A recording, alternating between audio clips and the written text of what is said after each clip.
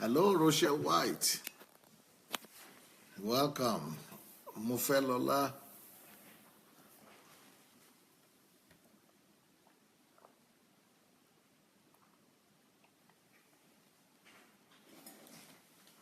Sorry for the lateness. Anne-Marie.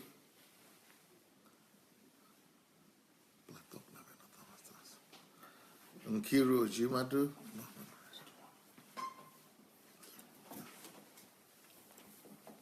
Gregory David. Sister Kate. Olaniyi. Plato data doesn't better. Fumi Jeboda. Benny Gift. Mbabazi.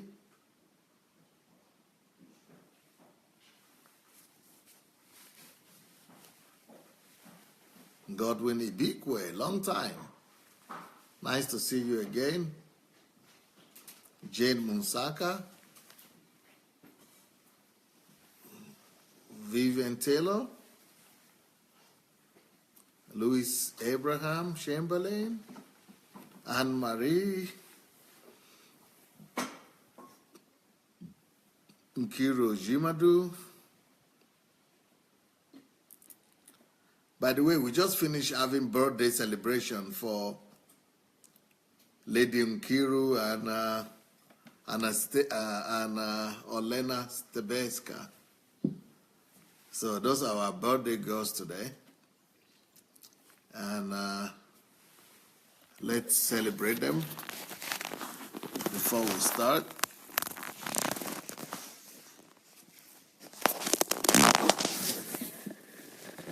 Okay.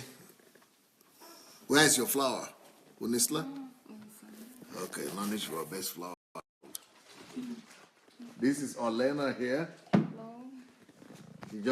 She's having a birthday today. So let's welcome Olena, and I'm sure you have greeted her. And you did, I'm sure they had a live broadcast today with them. And you see me laughing a lot and joking with my wife, and that is the birthday of Sister Pastor Nkiru and Olena that's making me to be like that. Що ти скажеш? Українською. English. I have my birthday today, and I 38 years old. 38 years old. Wow, yes. You look like 18 years old. No, 38. 38, yes. Wow. Yes, and I thank you, Pastor Sunday, about my life and change about in my life, and I am who I am. Thank to Pastor Sunday. Thank you. Thank you very much. Thank you too. Thank you, Pasiba. And then here comes Lady Nkiru here, another birthday girl. She's having a big bouquet here. Yeah. On her birthday. Yes. On her birthday, right. Come to kiss and you get yes. It's only if you're having birthday. Yes, if you're having birthday. We are not the give bouquet to everybody just like that, up and down. Left and right. Oh, boy. Oh, thank you so much, everyone, for your warm wishes. I'm yet to read them. I said today I need a secretary because I'm not meeting up to reply to all your messages. I'm so blown away, especially by Dr. BY Adelaja's note that she wrote on Facebook and her words that she spoke in person. And Dr. Sunday's words too. They are just too mind-blowing to me, and this video will be forever something that I will always pick up, when I'm down. I will listen to it and I'm ready to go. So I thank you, everyone, and I thank Dr. Sunday and Dr. BY for their love for me and my family, and for believing in us, and the way they keep pushing us to bringing out the best in us. That's the heart of the Father. And I thank you, everyone that belongs to this, the SA family, for your love too and your wishes. I'm so high right now with joy. Thank you so much, everyone. Thank you, Pastor, for everything. Thank you, Pastor Bose, if you're watching. Thank you. Thank you. Happy birthday again. Thank you, sir. Okay. Here we go. Start today's classes.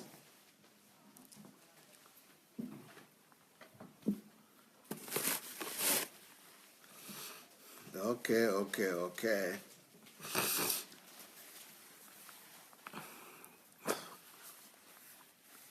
So after congratulating the beautiful ladies, now we can continue with our class today.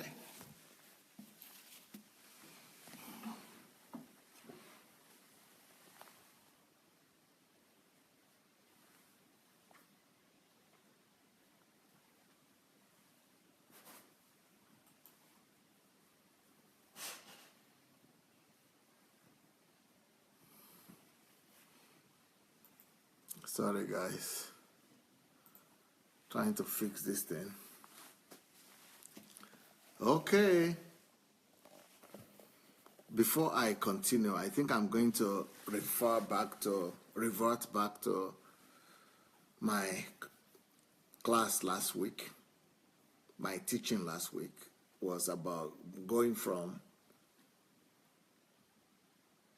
timidity to self-confidence. So I told my story, my life story last week. I don't know if I know you are here, you are all here, you heard that.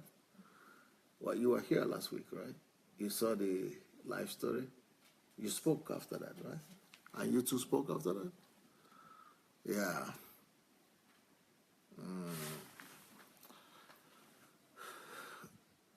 I want you didn't say it, right? I saw it on Facebook. You saw the full thing, the full story? Not the full one, but I saw Okay, a bit of it. but, the beginning. Okay. The beginning of the story. I would like to call you, before you people go, I would like you to call you, Pastor Nkiru and Kate, to tell us your impression from last week, topic on self-confidence, and what you got from it. What impression that left with you, or what lesson you got from it. And because I'm going to continue today, and today I'm going to continue from where I stopped. And I stopped on talking about my history, my background, my story, my biography, basically. And a lot of people were really touched, and some of them were even broken. So I want to tell you today to invite everybody that you feel might be blessed by this story, because I'm going to continue where I left off from last week, Saturday. So please go and share this message with everybody, and let's share it publicly as well. Let's go ahead and share the message with not just one time with your people on your timeline, but let's share it with all friends that you might have. Let's go ahead and invite as many friends as possible, because this particular teaching today is going to be a continuation of the experience we had last week. And, somebody might regret that they don't start with us from the beginning. So let's hear the testimonies from Kate, or the feedback from Kate and Pastor Nkiru. And then after that, I'm going to continue to talk about your self-confidence depends on your reference point. I want to talk to you about how last time I spoke about how my self-confidence took a hit. And I want to tell you today about how you could use reference point to recover yourself and to even discover your confidence level. And after that, how you could use reference point to bring back your confidence. But meanwhile, let's reflect a little bit on the weekend on last weekend, on the teaching we had last week. And then I will take it from there. Okay. Kate is starting. Hello, good day everyone. Okay, last time I was so much impressed with the story of Pastor that I went back also to my past, and maybe some of you have seen that what I have found in my past. I have found a picture where there was a very beautiful 15 years old girl, and I just couldn't believe that I never liked this girl, and I was also having very low self-confidence, and I was very timid. What Pastor's story made me to think of. Pastor we all know Pastor as someone to whom we refer like an example. We always look at Pastor that he does something that is not possible for us usually. You know, we think that what Pastor does is not possible for us because he's a supernatural person. This is what we think about him, especially of his level of his self-confidence. We think sometimes it's not we cannot get to this level. But after hearing the story of Pastor Sunday, or how the root of his timidity, the root of his lack of self-confidence that he had when he was a young boy, when you hear the story, you think that everything that you were passing through, it was nothing. And I don't know how it happened that we all have such a low self-esteem and we are not confident in ourselves because we didn't go through what Pastor went through. So what Pastor was saying is that all the world was not happy or not pleased with him being on the earth. Everyone who got in touch with him from the time that he was in the mother's womb till the time he was born and going to school, everyone was not pleased with him being on the earth. So the root of his timidity, the root of his lack of confidence was because basically the earth, like people on the earth, no one wanted him, except maybe one person who accepted him and was taking care of him. Due to the culture, some culture circumstances, all the circumstances that were in his life, like he was not wanted like many of us we were. And after hearing this story, I do not understand how happens that we have such a lack of self-confidence. It's just, funny, like how much we think about ourselves and we concentrate on ourselves, what everyone is saying about us, and we're building our, esteem on something not important at all. I don't know how we got to this point with the lives that we had, because most of us, we were loved by our parents. We had both parents.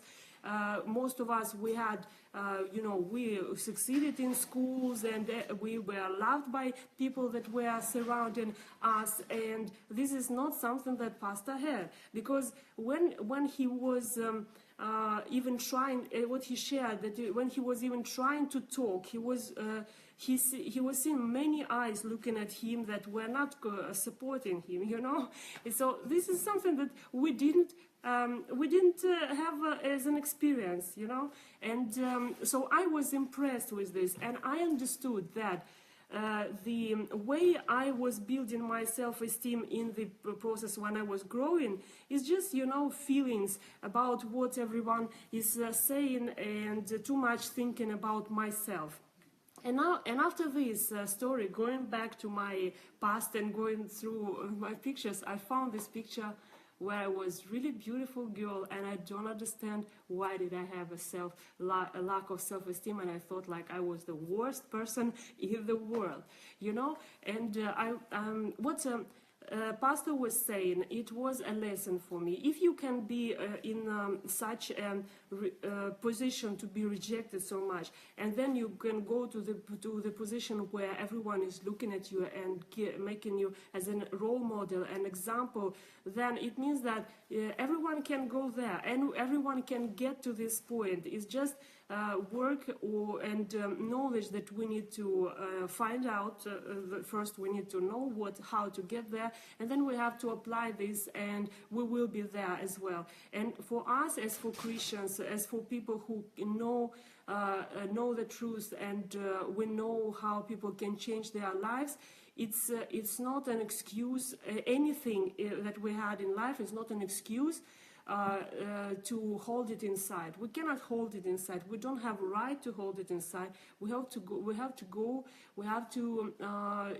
we have to bring this information that we have inside of us to other people, and we don't have excuse to have low self-esteem, to have low self-confidence, lack of self-confidence.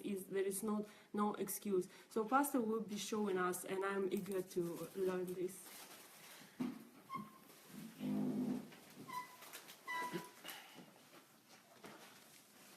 Hello everyone. Still carrying around my flowers, my birthday. So, what did I learn from last week's program? I understood that when I was growing up, when I thought that my parents were poor, that I didn't even know what poverty was then, compared to what Pastor went through. And when he showed his legs, did you see his legs? With all those wounds, you could not see even a normal space on his legs. You can imagine the kind of condition he was when he was younger. So, if he could come out from such situation, from such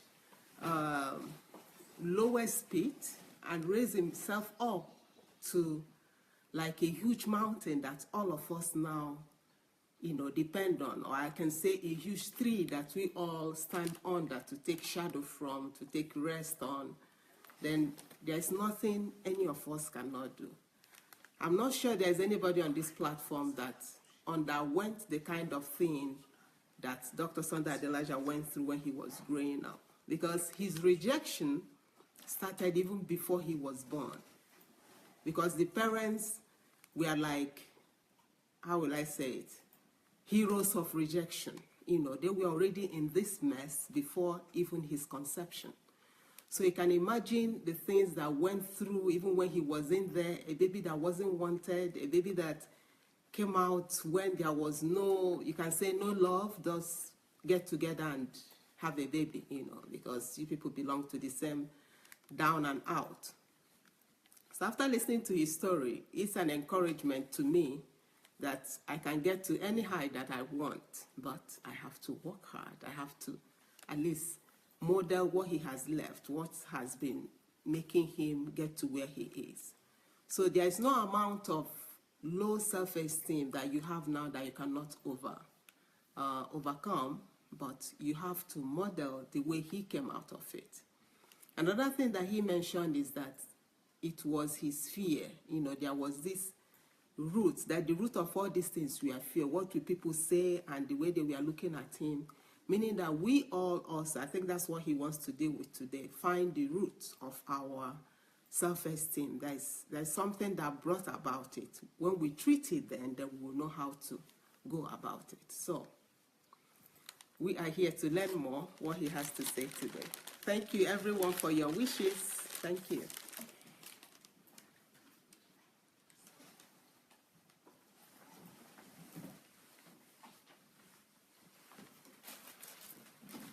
Okay, here we are.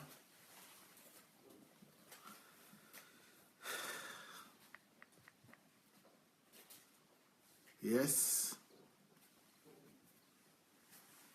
So, having remembered a little bit about, having gone through, reminded you about my past and how that played a role in my low self-esteem. And since we are talking about self-confidence, this month, I guess, or these following weeks.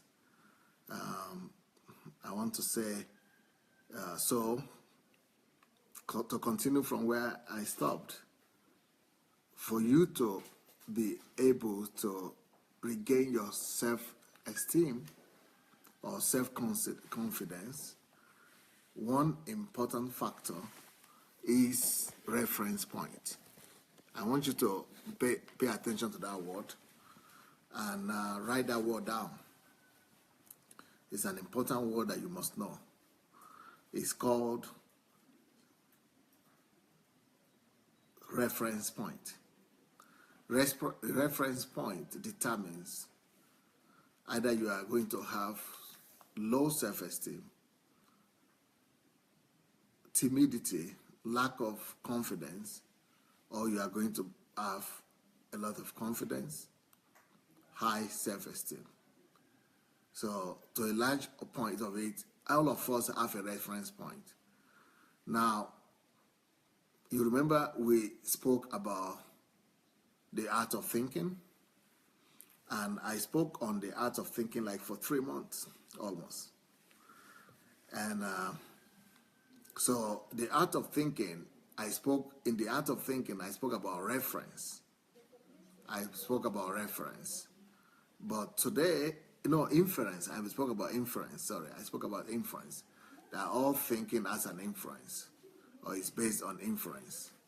But today I'm talking about reference. But I also spoke about, the day I spoke about inference, I also mentioned reference. But I was not talking about reference point. But the meaning and the explanation I gave about reference, I'm sure you might still remember it. So reference point plays a very important role in who we become in life. So a lot of our lack of self-confidence is based on our reference point. And even if you happen to be one of those ones who have confidence, self-confidence, is also thanks to your reference point. So what is a reference point? Reference point is the point of reference that we always subconsciously refer to in our mind or in our subconscious mind that gives us our value and that gives us our significance, or lack of significance, or timidity. So reference point is something that you refer back to. Not necessarily something that is within you, but something that is connected to you, something that is around you, or something that is in your history or in your past, something that you refer to when you refer to yourself, something that you connect yourself to. So in terms of self-confidence, when we are talking about reference points, we are talking about those memories in your mind, those memories in your solitude, in your solitary time, that you are constantly remembering when you talk about yourself. What are the things that you associate yourself with? The things and the facts and the history and the events that you associate yourself with, normally they are, at the end of the day, your reference points. They are your reference point. Now, your reference point could be killing you, while your reference point could also be lifting you. So when it comes to self-confidence, a lot of your memories, they are the reference point that we are talking about. For example, a lady that is always looking at herself through the prism of the rape that took place in her life a number of years back, that is a reference point. When she thinks about herself, she's thinking about the fact that she was raped and that she's not good enough. And that begins to form attitude to herself. And it begins to form a lack of self-confidence. So and not just the rape, I'm just using that because that's what women come across all the time. But anytime you think of yourself and your reference point is something bad that has happened to you in the past, or something bad that you immediately, automatically associate yourself with, well, that is what is responsible for lack of self-confidence. Those bad memories and those bad things that have happened to you that you are referring back to, they are killing you each time. They are killing your self-confidence. They are killing your confidence. They are killing your sense of worth. And they are bringing you down to the floor. They are bringing you down right to the floor. So point of reference point is very important when it comes to self-confidence. So anytime you talk to anybody and they have issues with self-confidence, you remember that word, reference point. So if you have issue with confidence and self-confidence, to a large extent, it is because you are either knowingly or unknowingly referring back to something. You are in your mind always going back to something. You have a point of reference that you are going back to. And that point of reference is what is killing you, is what is taking you back, is what is holding you back from having your confidence, is what is stealing you of your confidence, robbing you of your confidence. So there is no self-confidence without reference point. There is no self-confidence without reference point. Because for you to also become self-confident and to regain back your self-esteem, you also need reference point. You also need reference point. You also will need to refer back to something. There must be something, there must be a reference that you are connecting that is establishing your confidence. There must be a reference that you are going back to, you are referring back to, that is lifting you up. Or if you are seeing that you are going down, then there is a reference that is bringing you down. There is definitely something that you are referring to which is bringing you down. So I would like us to go and share this message again. If you have not yet shared it, go look for the share button and let's share it with all our friends, because I'm going to now begin to talk more about my own story. I'm going to start with my story from where I left the last time. Let me tell you about the major references that contribute to our confidence in life, or lack of confidence. The number one reference point that we all have that goes a long way to influence our confidence or lack of confidence is our mother. Your mother is your number one reference point.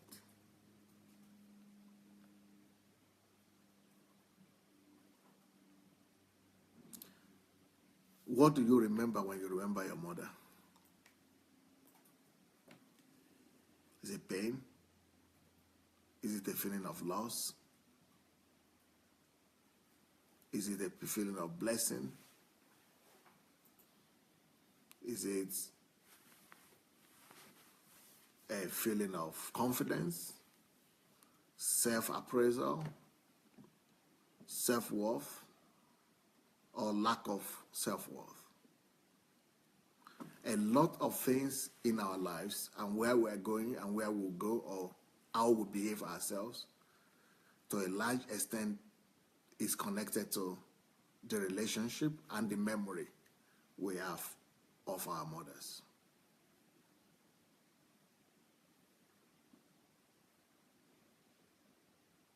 If your connection, and I'm talking about reference, so as you are growing up, either you like it or not, or either you do it knowingly or unknowingly, you are you are subconsciously referring back to your mother, or maybe to your grandmother, whoever it is that played that role of a mother in your life. In my case, it is my grandmother. So my grandmother is the reference point when I think about my life. But if you don't have a memory about your mother or your grandmother or whoever what the father figure or the mother figure was in your life, if you don't have a memory, you don't have a reconnection, it also affects you. It affects who you become. It affects how you look at yourself. And it affects your confidence or lack of confidence. It affects your personality and how you live through your life. So self-confidence of any human being or lack of self-confidence, self-esteem or lack of it is dependent to a large extent on our mothers, So, or grandmothers, or whoever played the mother role in your life. If it is only negative things that you remember about her, maybe she was wicked towards you, or she was cultivating timidity in you, fear in you, or anything negative, that definitely goes to a long way to affect your self-esteem. That goes a long way to affect your self-esteem. If it is negative, then you will lack self-confidence. You will lack confidence. You will lack self-esteem. But if the memory that you have about your mother is all positive and is all encouraging, then that also sows the seed of confidence in you, and it helps you to deal with the situations of life. And it helps you in life, and you become more confident, more self-assured, and with better self-esteem in life. So that's the number one reference point that affects your confidence. Number two reference point that affects your confidence as you are growing up, it doesn't matter what age you are. Your reference point is what you refer back to. Your memory, your memory. What is the next, apart from mother, what is your next reference point that affects the life of every human being, every child? Instagram, would it?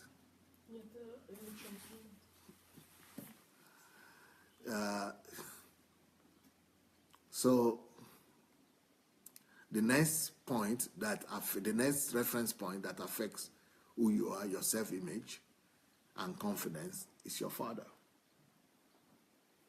Your father.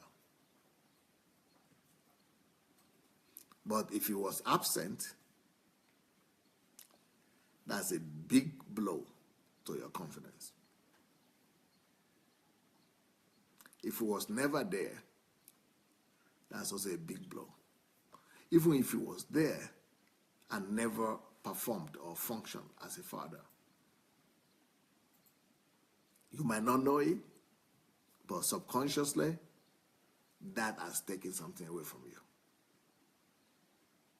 So your father is another reference point to how you feel and why you became who you became. Either you are self-confident or you lack self-confidence.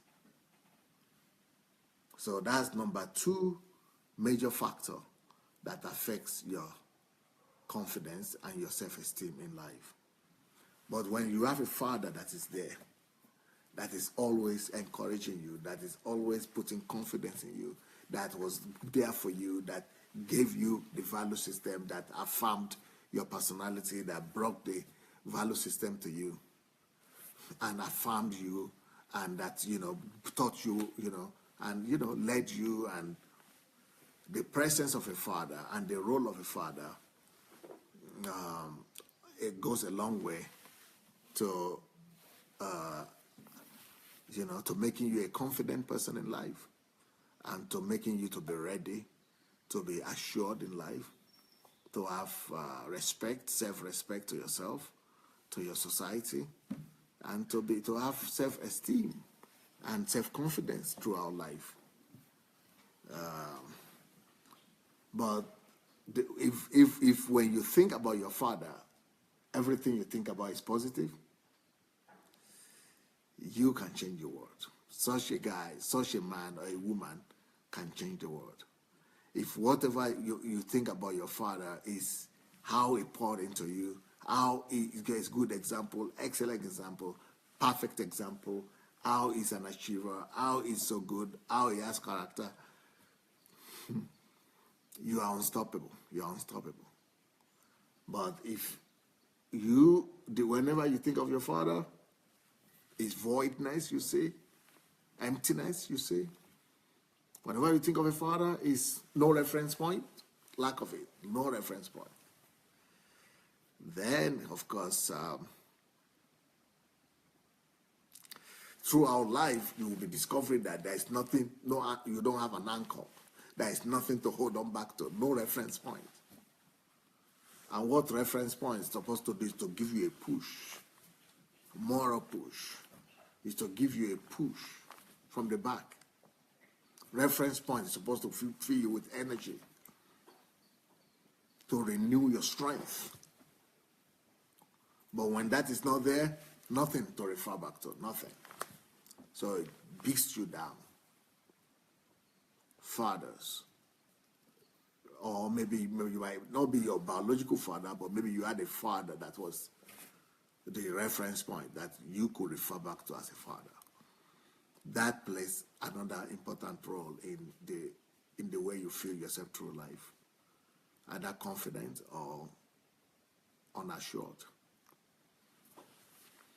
Next thing that affects your self-confidence, the next reference point that affects your self-confidence in life is siblings and family members. Siblings and family members.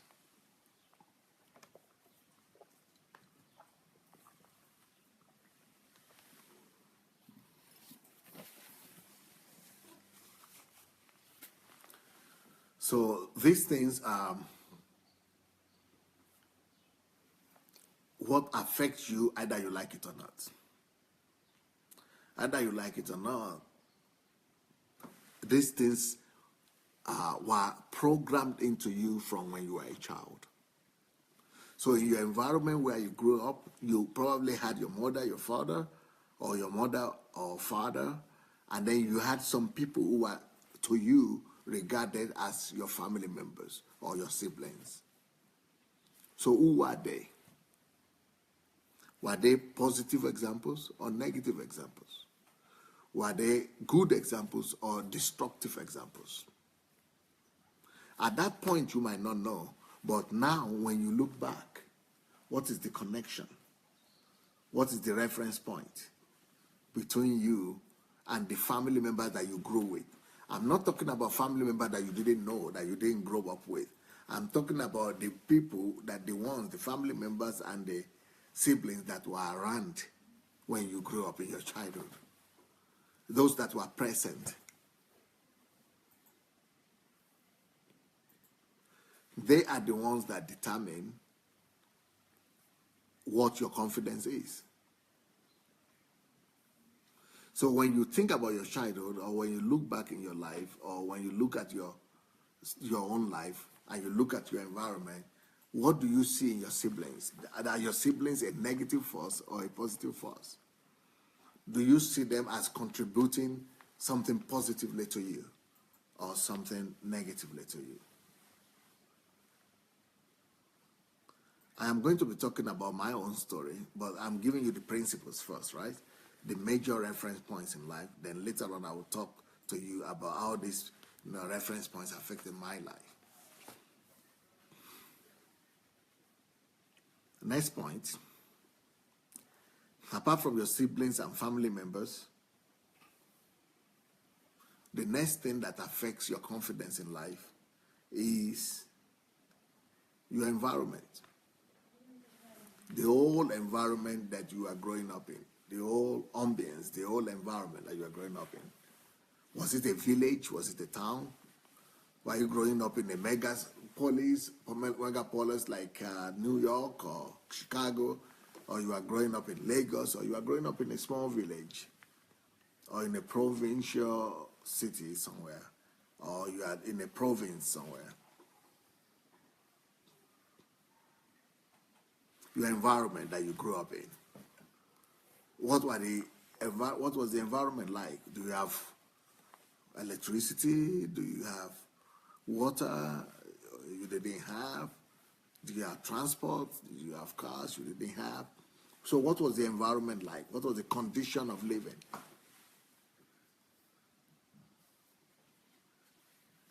So what was the condition of that environment? What was the condition, the environment? Was there crime there? Is it safe?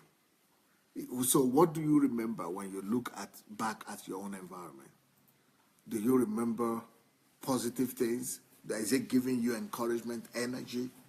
Is it infusing in you self-confidence and assurance? Or is the opposite?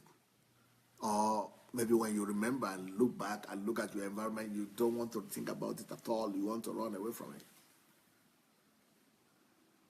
So the environment also goes a long way to determining your confidence, your self-confidence, who you become, and why you are behaving the way you are behaving.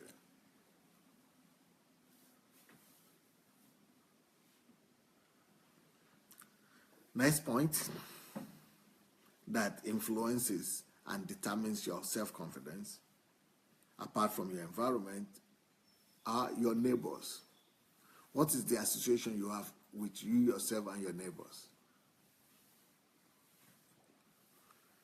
A lot of times, what you see in your neighborhood and with your neighbors actually determine what you become in life.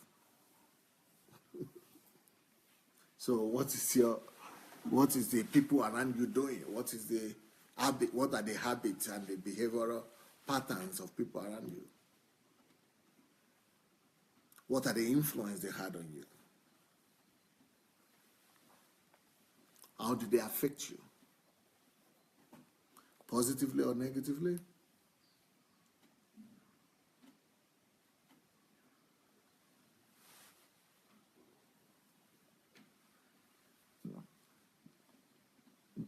So it is what you remember what you remember will go a long way to influencing your confidence. If you grew up in a good environment, good neighborhood, that will be a blessing to you. So the number 5 point is your neighbors. Your neighbors. It's different from environment. Environment is just the condition of the whole place, how the environment looks like.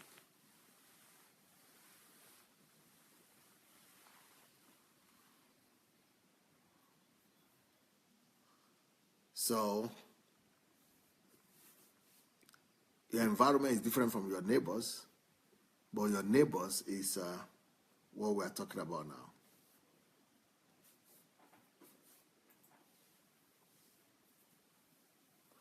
Next point that affects your confidence, next reference point. So these are all reference points. And all of us, either we like it or not, we refer back to all these things at one time or the other in our lives. You cannot remove them from your biography. They are there in your subconscious mind. And they are contributing and they are fueling your self-esteem or lack of it. So they are there. They are reference points that determine your confidence or lack of confidence.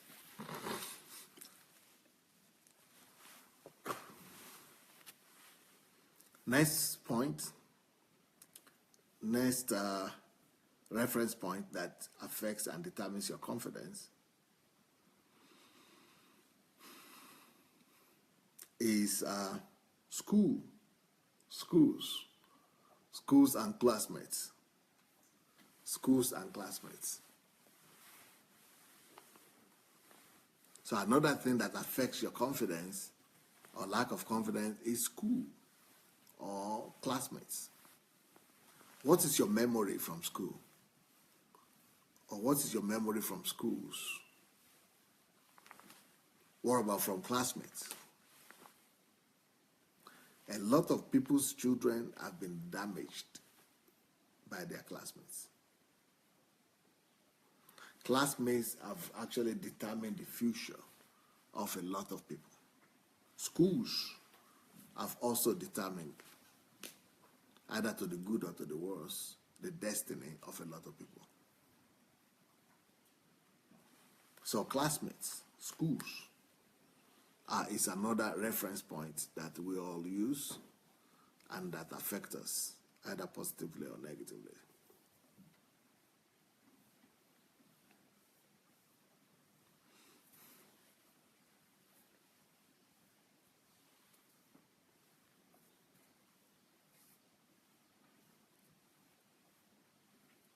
So your self-confidence largely depends on all these factors that I've mentioned. So the way you feel, the way you are, is most likely connected to one of those factors. So if you are confident, it is one of those factors that have contributed to you. If you lack confidence, it is also one or many of those factors that have contributed to you being who you are. There are other factors, of course. Other factors are God, if you believe in God, or you didn't believe in God. So faith in God or lack of faith in God also has contributed to your confidence or lack of confidence. Next thing that could affect your confidence as a reference point. So God is a reference point that affects your confidence. But apart from God, another reference point that could affect your self-confidence is degree, education degree. Where are you educationally? That also could affect your self-image. Are you educated or you lack education? You have low degree or high degree. That affects you too. Another thing that is a reference point for people that affects their self-confidence is the kind of job they have. The kind of job that they have.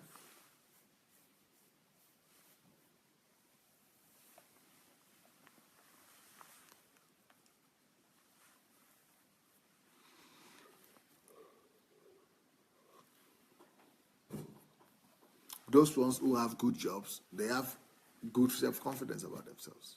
That's a good reference point to them. Those who don't have a good job, it also affects them somehow. So your job could affect your self-confidence.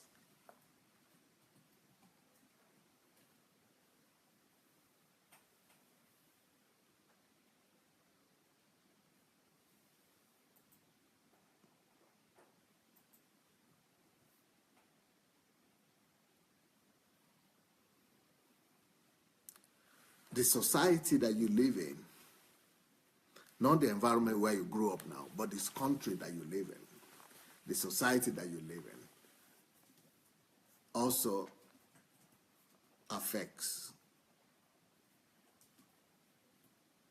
your self-esteem sometimes.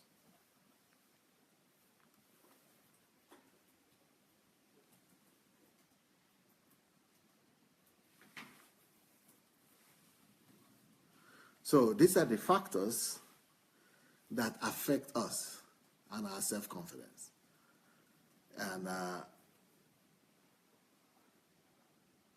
I think you people should, I'm having an assignment for you right now to reflect and think on your childhood and on your life. Do these factors really affect you?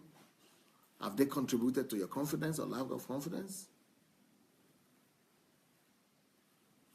Kate, would you like to tell us what you think?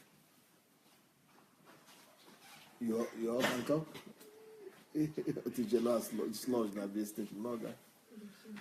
Okay. Yes, Is it true? so much. I was finding like What is so much? I was understanding how my self-esteem was built, because after last live broadcast, I couldn't understand how I could have low self-esteem, because in comparison to your life, Pastor, like I couldn't understand how I could have low self-esteem, because my life was basically good. I don't have any complaints that much, you know. I thought we were poor, but not that poor as you described, and you know. So, which reference points I found that built my self-esteem? Builds it down. Yeah. First, mother. I cannot complain that I had bad mother. Okay, but my mother is perfect mother. She was young when she gave birth, so of course she was growing when she was growing me up. So of course she had mistakes in raising me, but she was giving her best. This is for sure. I know this, but from what I can analyze, she didn't have her own self-esteem strong, and Pastor said this is affecting us, and I think that. She was looking for, to build her self-esteem, looking for different reference points, and it was not working. The time was difficult then. We had, crisis in our country, and the USSR was falling apart, and many people, they couldn't find jobs. They were losing good jobs they had. They couldn't.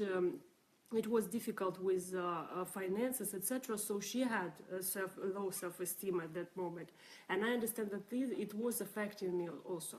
My father, I love my father so much, but most of the time he was doing business. I didn't see him. They were divorced from when I was young, and I remember myself always waiting for him at the window. I was watching in the window to see if my father will come. So I didn't have also that self-esteem built, on the right model.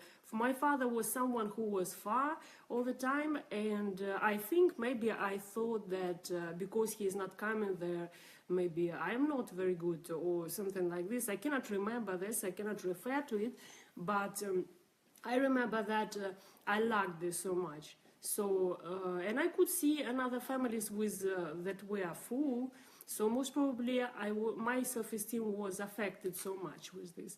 And I remember that I was also, I don't remember that much something, my father to say something good, to encourage. So usually when I was hearing something from my father, I was hearing that this is not right, this has to be correct, this is not bad, correct. And that's why from all the authority people, I expect only saying that that's not right, wrong. This is what I'm expecting all the time. Like I'm conscious about this, and for a long time I'm conscious about this, but still I can see that this is happening in my life. Then my family members and siblings, well, most of our family members were struggling from alcohol if they were growing up, because this is how they were solving problems, and I hated this thing. And like my self-esteem was affected by this, because I thought that I'm coming from the society which is not, they don't know how to live. They cannot cope with their own problems, with their life. And my self-esteem was low also because of this, because I thought that I didn't understand like why other children are in good families and everything like this. But I cannot say that they were really bad, they were really bad in having alcohol all the time, because I know that they were working, they were providing for me, for their families, and so it's just that they were not successful, let's say like this. They were not successful, so I didn't expect myself to be successful. And then next is environment, if I remember correctly. Well, I didn't have a bad environment, so I cannot refer that much to this. But when we go, because I was in good neighborhood and everything, but if I go to the next point, which is neighbors, here I remember there was a really bad memories, because we were living in one apartment together with neighbors. It was that time, like community of apartments like this, and we had fights there and everything. So I was always thinking about, because I was reacting to what was going on there, I was thinking about myself that I'm really bad, because I could take, something from the kitchen, throw into neighbors. The reactions were terrible. So after this, I was thinking about myself that maybe I'm a little bit crazy or something like this. And regarding classmates, yeah, I think it affected so much.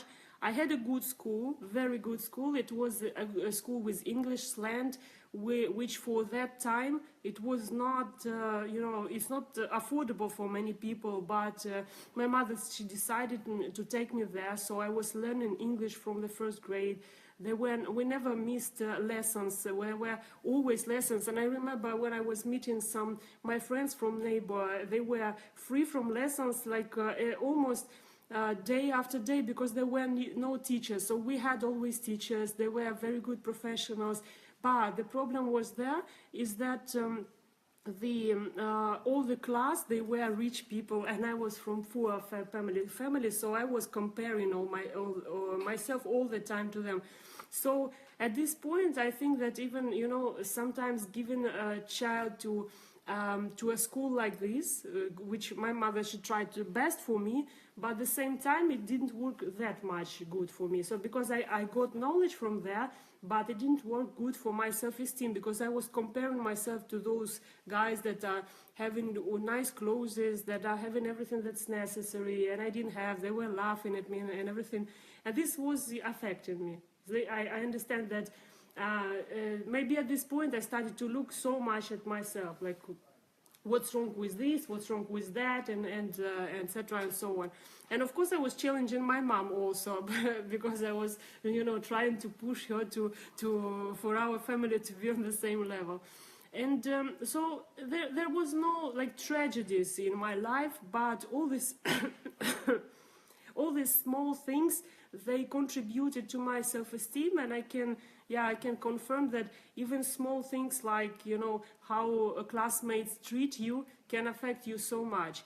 And then education, I think that all the reference points, they are influencing another reference points. Because in the school, I thought that all of the neighbors, they were better than me in everything. And I was also thinking that they are better in studies. And I was looking at girls that could express their thoughts, and I thought like it's impossible for me to stand up in front of the class and express my thoughts like this. So it affected also the school that I selected later, where I went after a technical school that I went after after I finished school. But later, what I can understand, that later I already started to build my self-esteem on my achievements, because I already started to be more confident because of job that I were able to get, because I was always, my reference points were comparison to other people, like because I got a good job and I started to compare myself to other people the same age, and I was taking like 10 times more than them, and my self-esteem was built on this, that I'm perfect or whatever. But and unfortunately it didn't help me to develop, because I thought that I achieved already, so I didn't develop. And that's why well, it's I think this is all connected. I understand that if I want or not, it is affecting me even now, but I understand I'm also conscious about this. And even if I stand in front of people and speak, and the fear that I had in my school, to speak in front of people, if such a fear comes from some subconscious, I can deal with it, because I just understand that this is memory from the past. It's not real. It's just imagination, and I work with this and many things like this. But I agree that I was even when now Pastor was referring to all these reference points, I could find everywhere, and I could see the map how my self-confidence were built. So I'm eager to know how to correct it now. Thank you. Thank you, thank you, thank you. Now my story.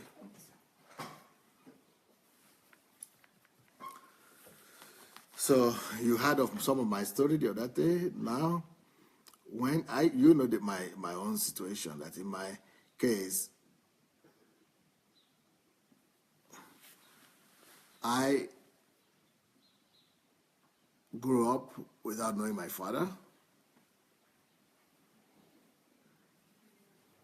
Let's start with my mother. I grew up without a mother.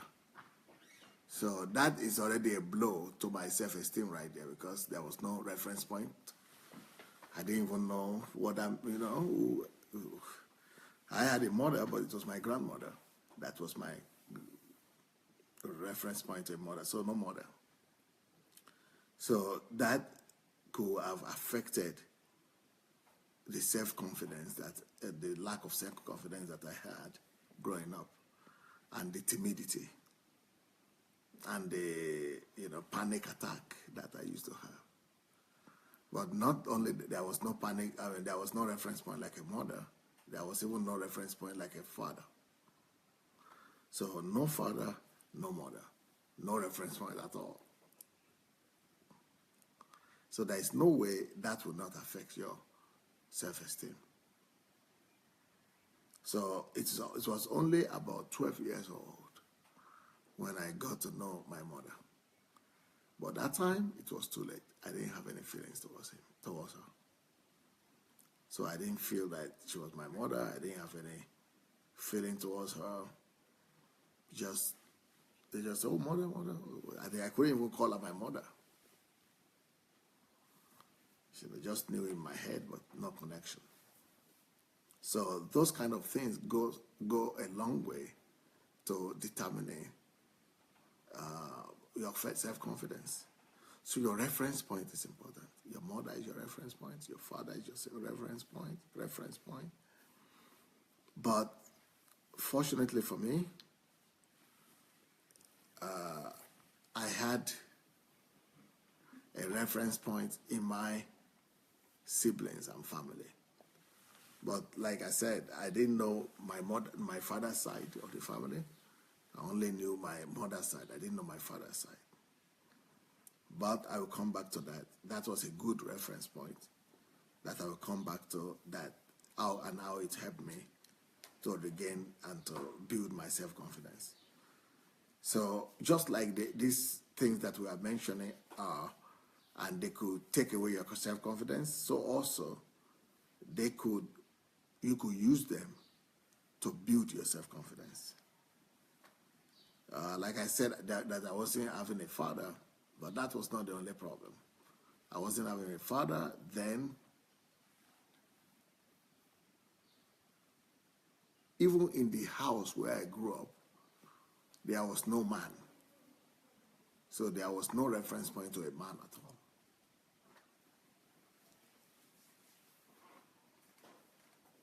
But like I said, the siblings, family, thank God for them. That was a good compensation.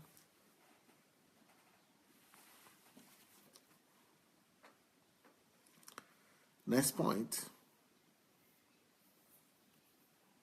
environment. The environment that I remembered was my attempt to read. Everybody saying you can't read, you are dull.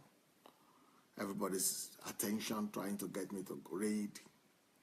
So when I look about my environment, I only remember those pressures coming. The poverty, the need, the lack. So that doesn't do good to your environment, to your confidence. Neighbors. What will I say about my neighbors? I don't think they were bad, but I think mainly all the neighbors were just trying to make a living. The neighbors were just trying to make a living for themselves, everybody trying to survive. And nothing tremendously positive about it. Schoolmates, ooh, that was horrible. First of all, we needed to walk about 1 kilometer or 2 kilometers to school, or 3 kilometers. to school every day. Then, when you are timid and you don't have a parent, you don't have a father or mother, other school students seem to pick on you and intimidate you and bully you. So school is one of the places where people could really get their self-confidence very much damaged. So school was a nightmare. It was not a good reference point for building confidence, because there was name calling. So, like what I spoke about, class awareness, you thinking everybody's looking at you. Class awareness in the sense that the class of the people, some people dress well, some people don't dress well. And if you happen to be the ones that don't dress well, the students, there is a big difference. And you just know that you don't belong, that you belong to the outcast in the class. So that is another factor that could really, be a blow to your confidence. Because the social class awareness could be very devastating. So, school and classmates, in my own case, they were not too much a factor of confidence. They were rather destroying my confidence.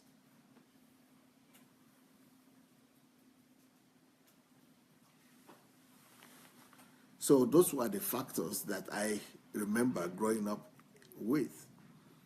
And there is no healthy reference point at this point.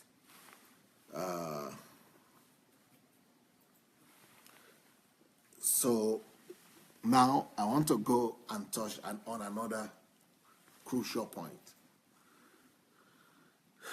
I want you to stop. If you are doing this, I want you to also stop and try to ask yourself these questions. What are your reference points when you are growing up? And what are your reference points up to today? What are the reference points of your life? Another thing you could do, you can make a list of the positive reference points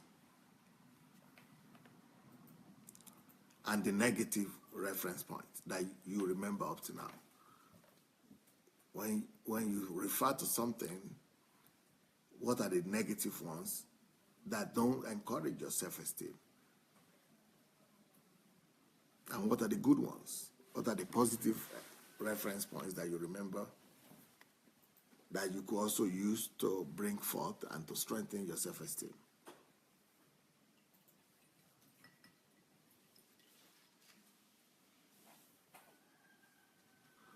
Unfortunately, a lot of Christian religious people, when they tell you about your past or going back to your past, or they always connect everything back to generational curse, some demons and some evil spirits. But that's not what we are doing here. We're not talking about curses or evil spirits or generational curse. No. We're just talking about self-analysis. And to be able to analyze, understand yourself better, to be able to, be able to know how to approach your life and how to rebuild your life better.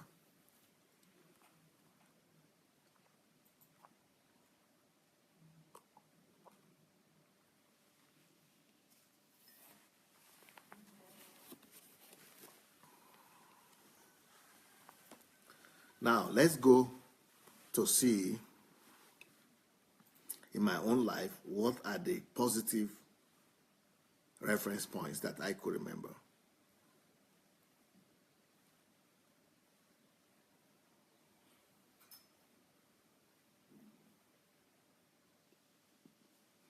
You remember when I spoke about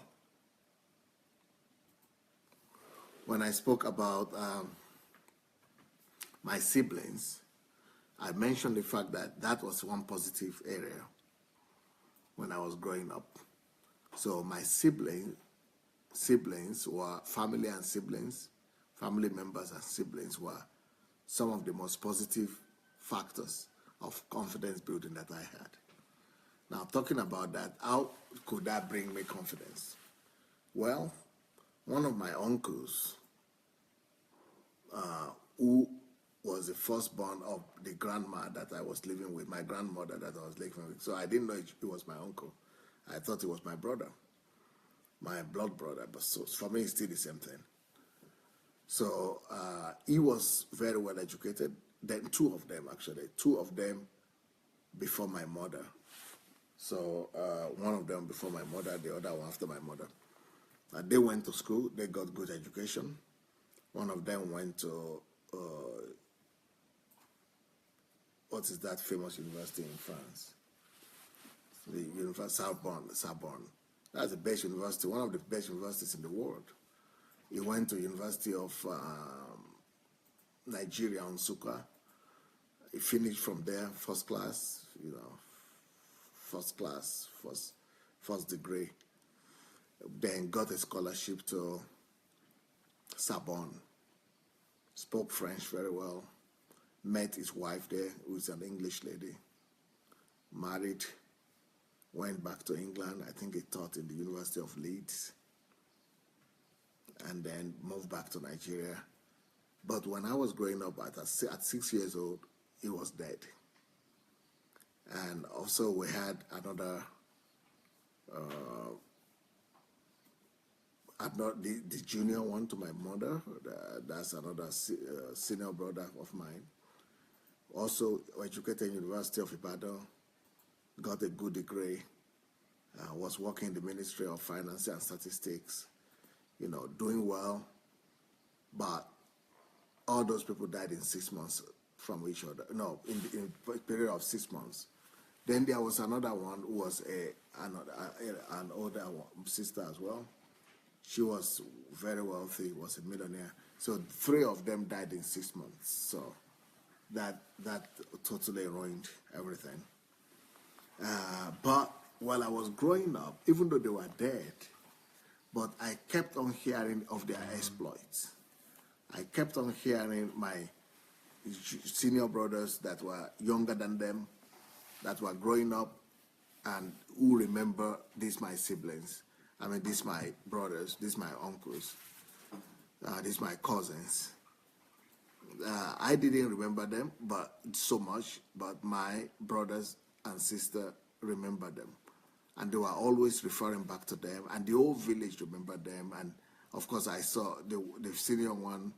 I could see the children, the wife, and so I could see. But I could hear about their exploits all the time. So continuously hearing about how these people came from that village where I was growing up in, from the same family, and became so significant and so prominent and so popular in the country and so successful.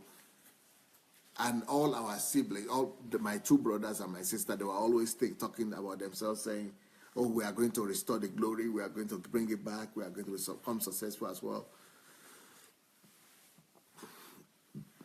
And because the firstborn that married the English lady is a doctor of science, is doctor of philosophy, PhD,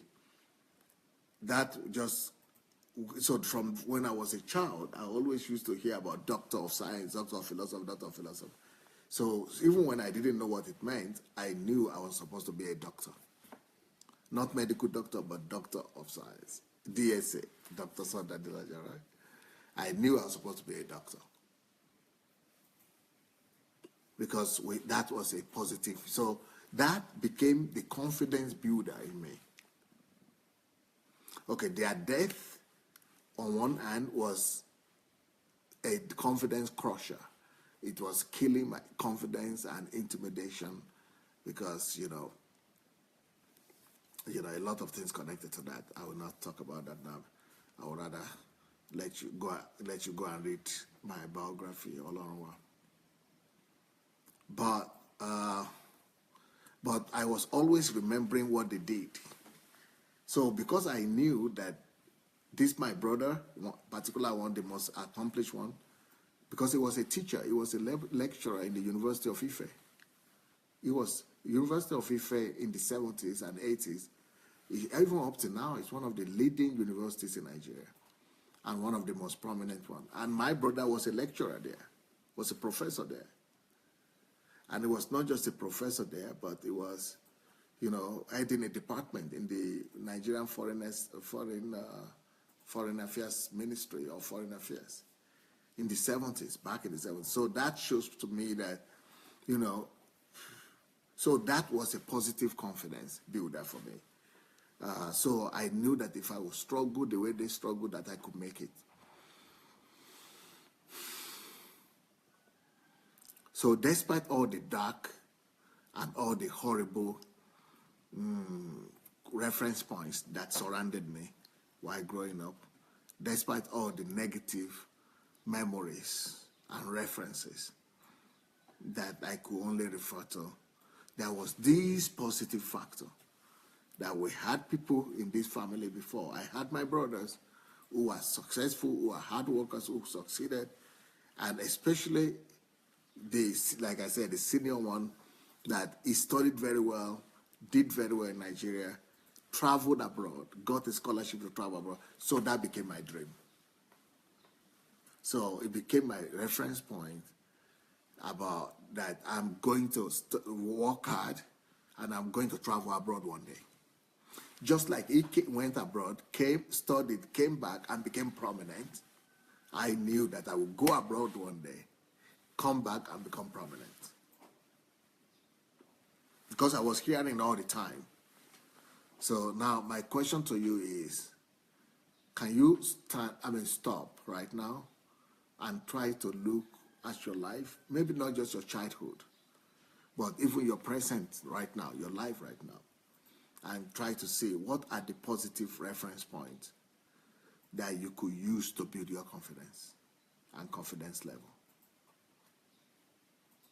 Because this particular one singular point, went a long way to helping me to build confidence, and not just to build confidence, but to also build vision for my life, direction, purpose for my life.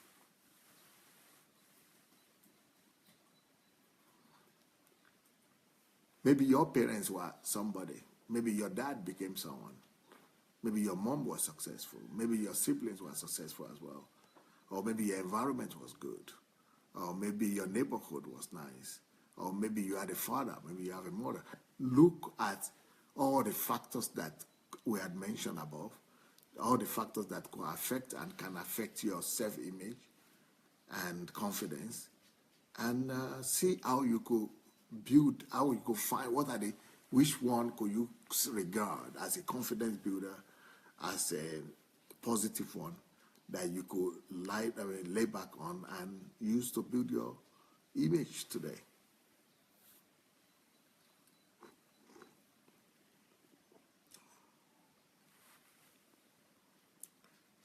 So that is about that. So my siblings became my own positive factor of self-confidence.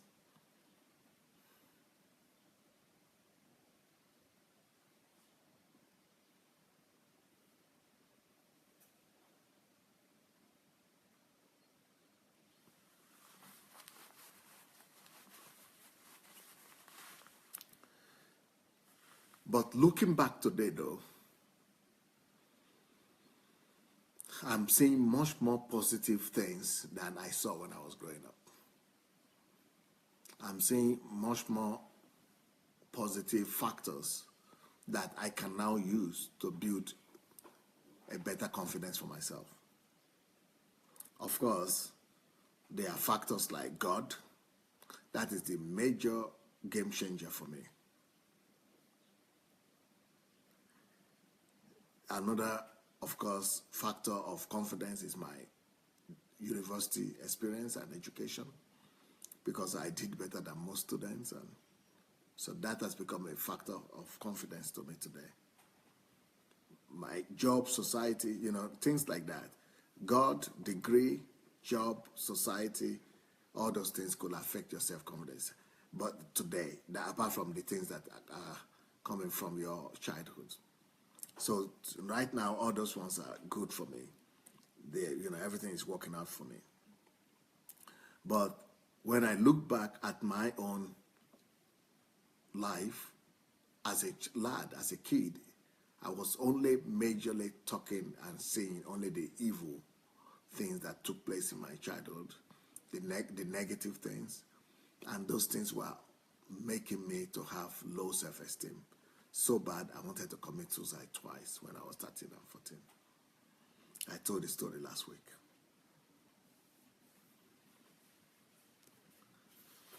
But yet, when I look back at the very same factors that were bringing low self-esteem, humiliation, shame to me, I can now see that they are some of the best conditions and some of the best factors, some of the best references that made me who I am today.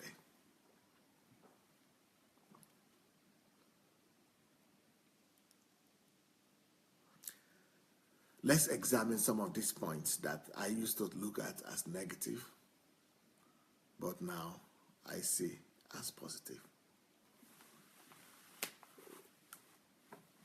Number one reference point that I used to think was negative, that I now see as a positive factor for building me and my future and my confidence, is my sufferings. The number one factor of my self-confidence and my factor of success in life that I used to look at and weep and feel ashamed and humiliated and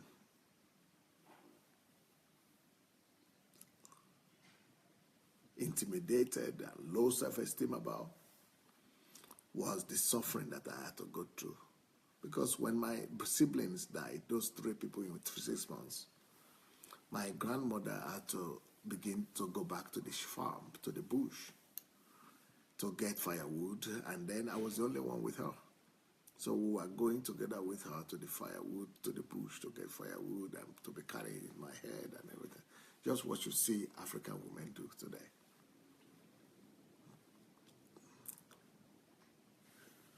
When I was growing up, I looked at this as suffering. But today, I see it as a positive factor of growth and of confidence. Let me give you an example of how this has become a factor of confidence and growth for me, to me. At the point when I was in the university here in Russia, I'd never learned Russian language before I came, so I didn't know any Russian alphabet or Russian language, and I couldn't speak the language. And I came late to the school, so my professor said I would never pass this language, and he even said, if you ever speak this language, I will go to the church, even though I'm an atheist and a communist, but I will go to the church and put flower and put a candle there. And but he said it will never happen because you will never learn this language. You see, that is the first time I realized that my suffering could become a factor of confidence. After he said, you will never speak this language, you will never, nothing will ever. He said he's an experienced teacher and he has never seen anybody as bad as me make it. So when I went back to my room that day, I was weeping and crying to God and praying that, God, this scholarship was my way of getting out of poverty. Don't let them send me back in shame.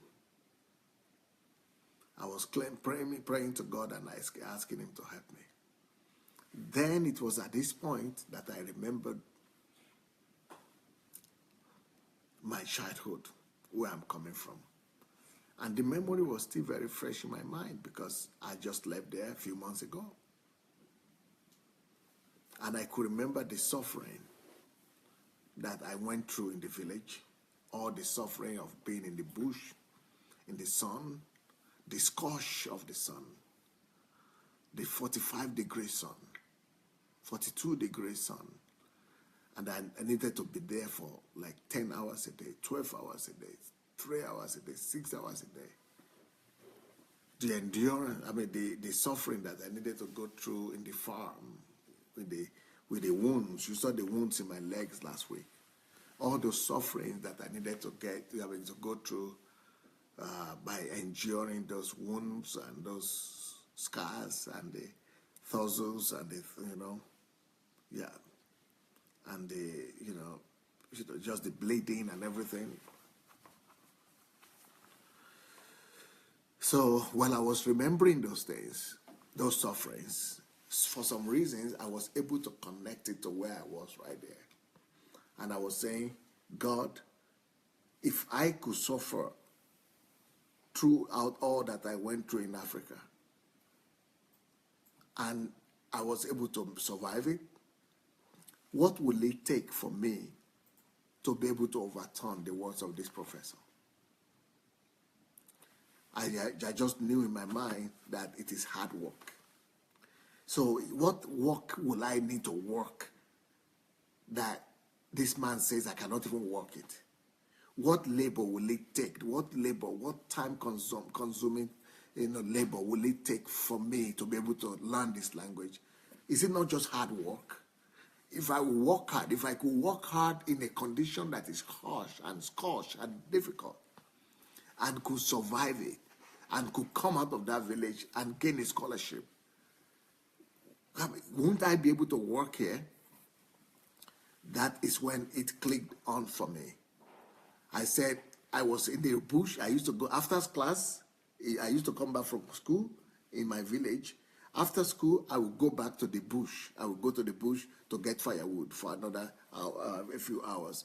So that is how I came up with my strategy. And the strategy was that, okay, I will do the same thing here.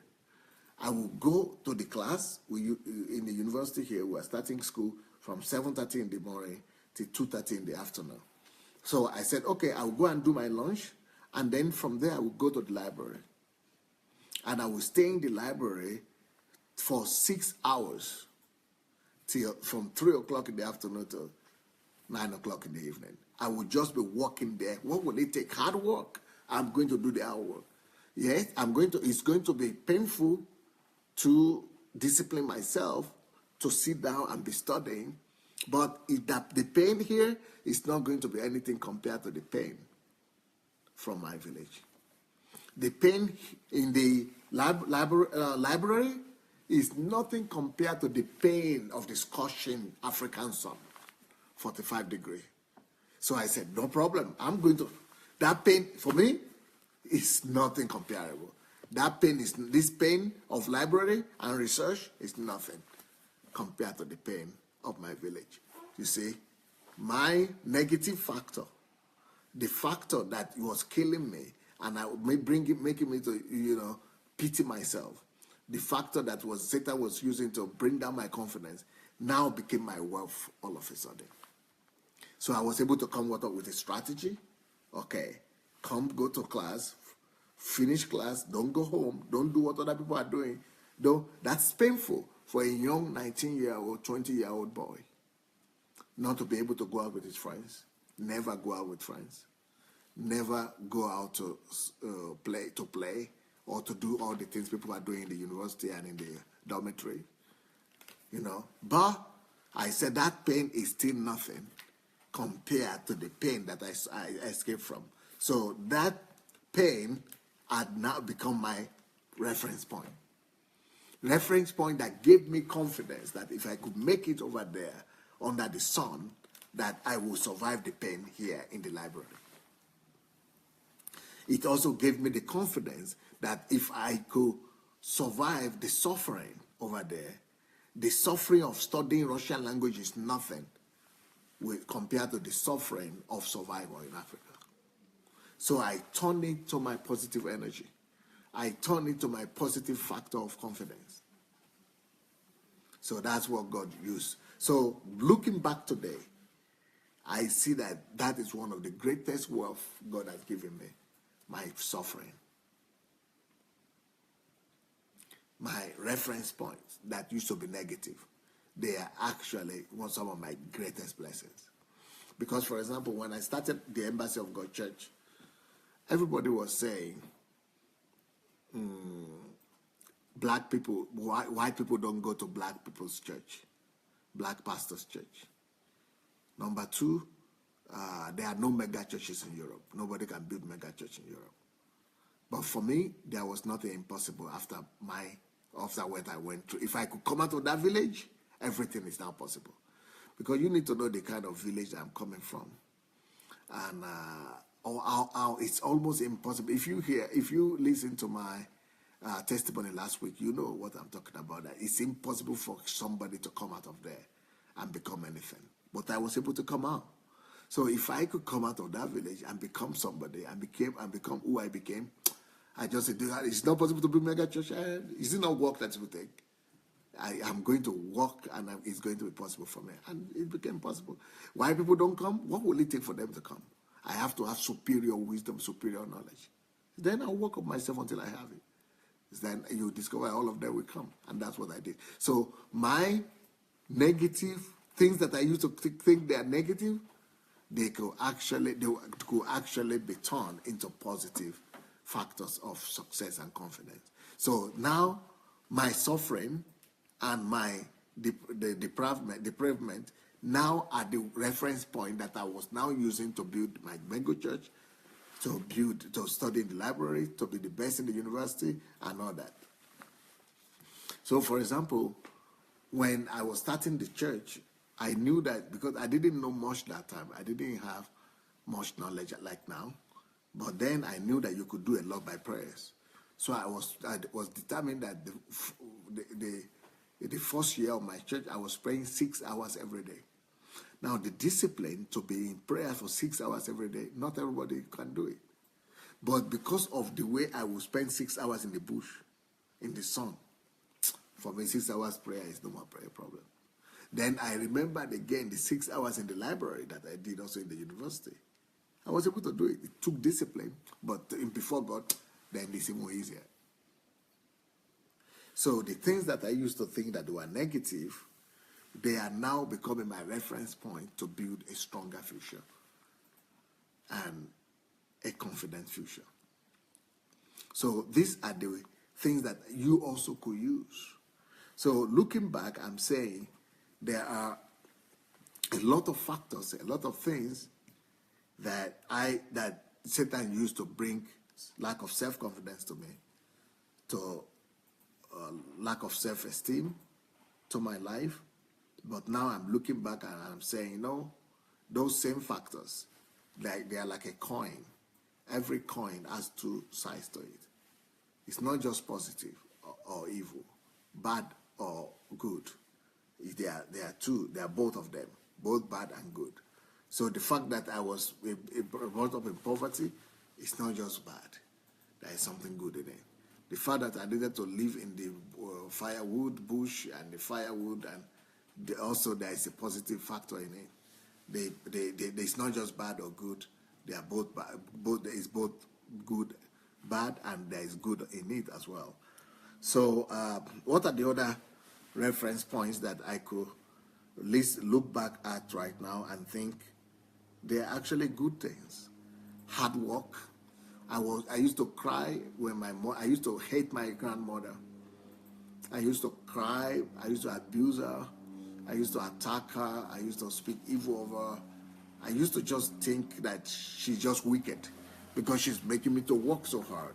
And she herself is working even harder than me, but making me as a little boy to work so hard. I thought it was a child abuse. I didn't know anything like a child abuse that time, but that was what I was feeling. I felt that I was the most unfortunate person in my life and in life. But now, it is that same hard work that has made me to be who I became today. Because I love to work hard, and that hard work is now, making me who I became. Even the book that I'm launching this week, I'm sure you have seen the book. The book is called Why You Must Urgently Become a Workaholic. Why You Must Urgently Become a Workaholic. So that book, Why You Must Urgently Become a Workaholic, I will advise all of you to read it, because that is one of the greatest blessings that God has given me while I was thinking that God hated me. I was thinking that it was the worst thing that could happen to me. But now I've seen that it is the best thing that God has given me, best gift that God has given me. And so some of the things that you are looking at and thinking, there are factors that bring you down, and there are factors that bring you low self-esteem. You can turn it around. You can change it. You can look back in a different way at it, and you will see that, no, God is not unwise, and God didn't deprive you. God is not wicked. And those things that you think are bad, if you just look from the other side, you could see all the positive in it as well. And I also see that those people that I was envying, that I was jealous of, that they were going to England, that they were well-to-do, and they were, prosperous and all that, those people now, they, I can see now what they lack. They didn't have what I had. They didn't have what I had, and they couldn't endure what I endure, so they couldn't become who I became. I am greater than all of them right now because I could pay the price of hard work. I could pay the price of endurance. So another thing that I used to, that when I look back at my history and the pain and the suffering and the poverty, what I've seen right now is that helped me to develop endurance. And that endurance is what I needed to endure in the library for 6 hours after class. It's what I needed to endure in my solitude when I'm praying for 14 hours without stop. It's what I needed before I go to preach when I started the church to pray 6 hours a day. That endurance was what I developed in the village. Now, when I remember my endurance in the village, I now know I can do everything. That there is nothing possible for me. That there is, that everything could be done. That I cannot be stopped. That there is no impossibility. So those negative things I thought were negative, they are actually now my reference point. My reference point to build confidence in the new things that I need to do in my life and in my future. I lost my grandmother, who was the only person I had when I was 16.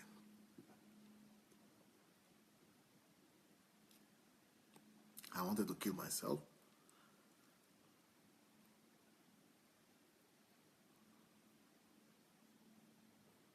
I thought God was not fair.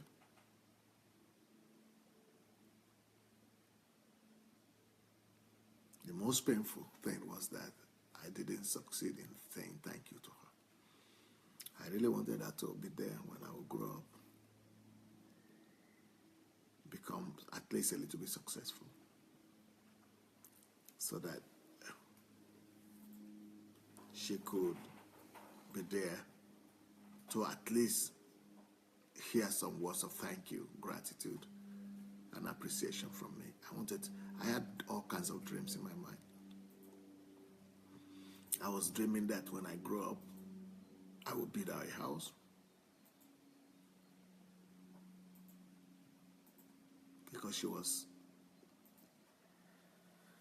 living in a family house with just one room for her in that family house. And she grew up in that room with all her 7 children and me in one room.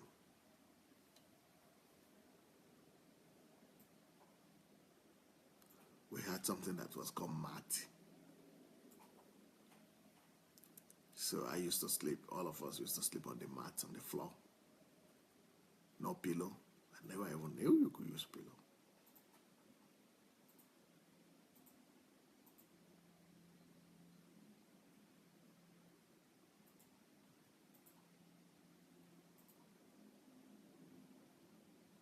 So I thought I would be able to build a house one day.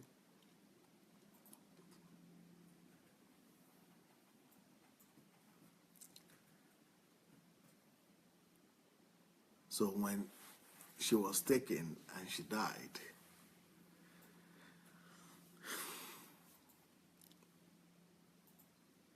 I thought, this is the height of wickedness. Couldn't say thank you even. And the only thing she saw and remembered of me was my wickedness, how I was wicked to her, how I was harsh to her and disobedient. So I didn't really want her to go to heaven with that kind of memory. Well, let me stop talking about that. Anyway, so that loss for me was very devastating, and I think God was not fair about that. But today, when I look back, I see that it's thanks to that loss that I am who I am today. Because, let me tell you why. Because when she died, and I couldn't say thank you to her, and I couldn't appreciate her for all her sacrifice for me, I vowed to myself and to God that from today, I will never lose another such opportunity to say thank you and to express gratitude to people who sacrifice anything for me. I will never pass by anybody without taking advantage of the time.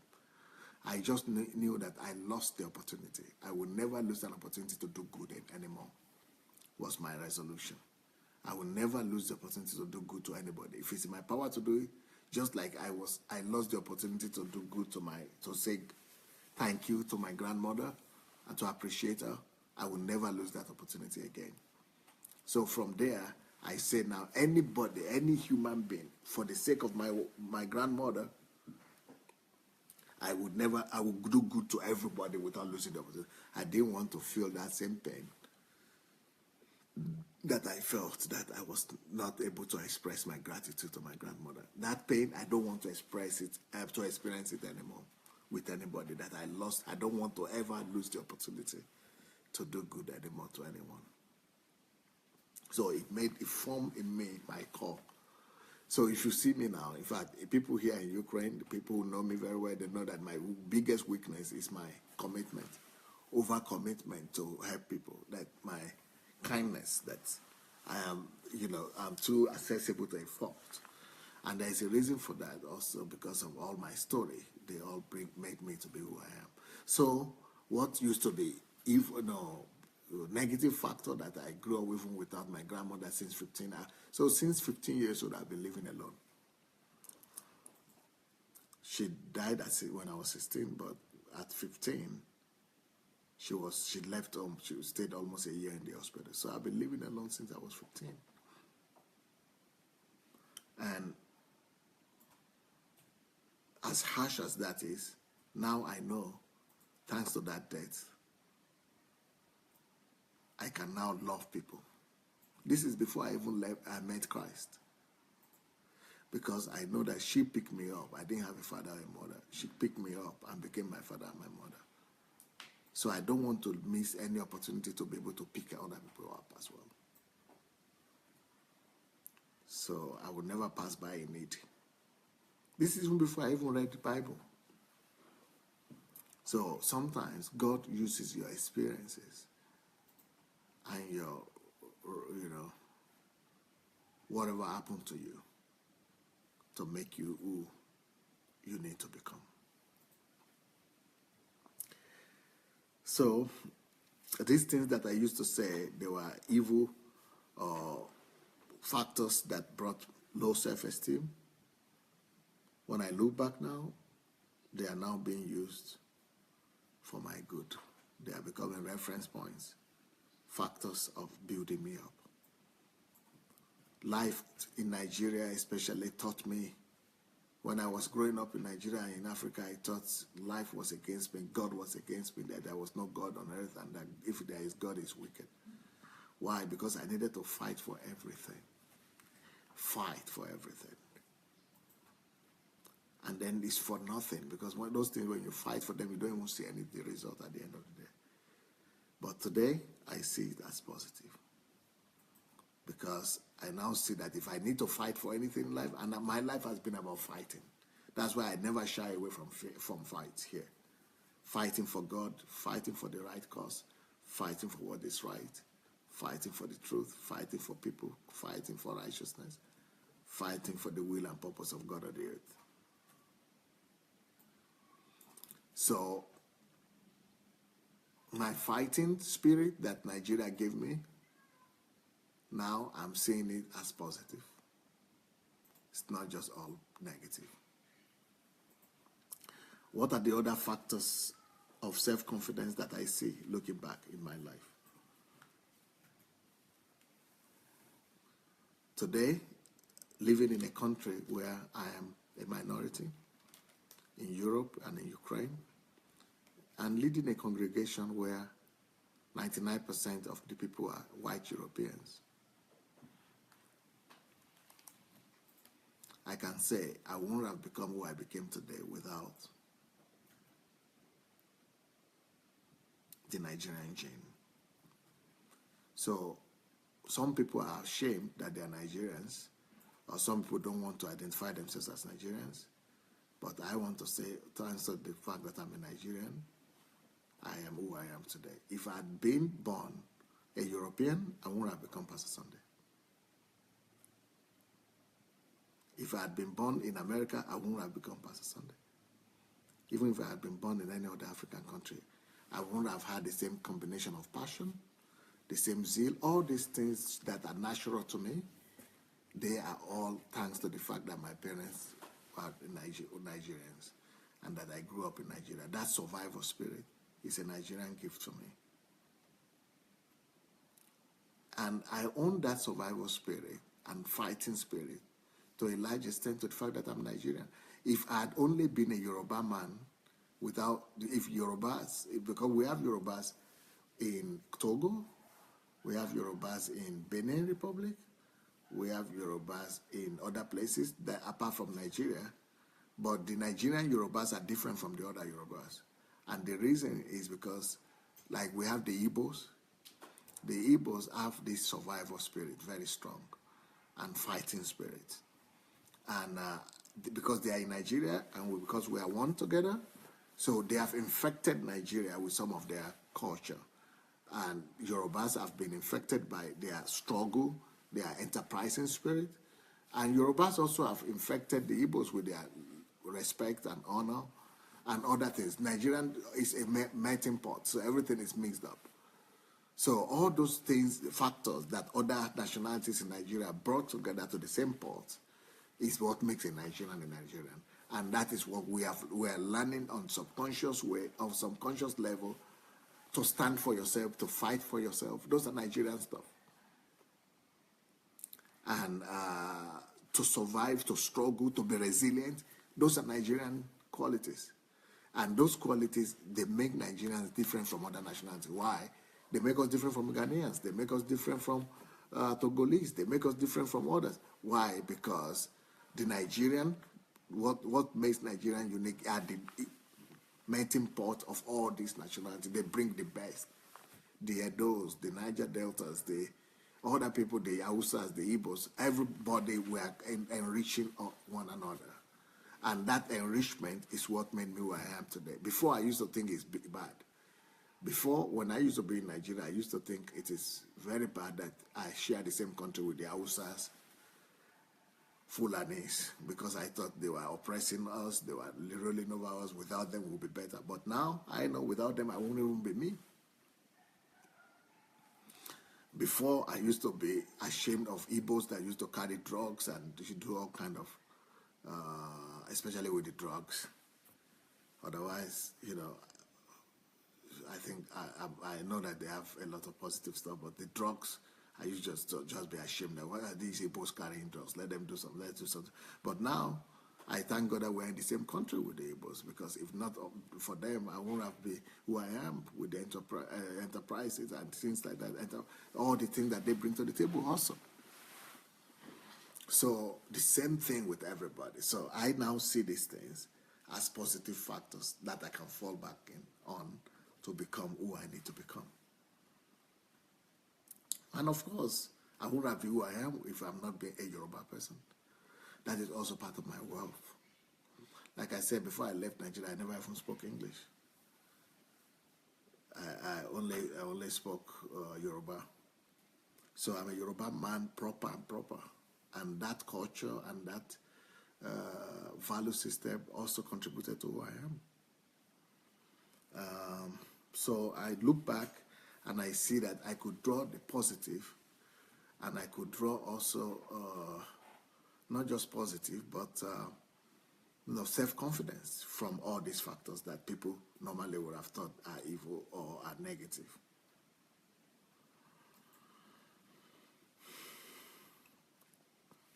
Now, how did I get my healing? What are the healing reference points for me?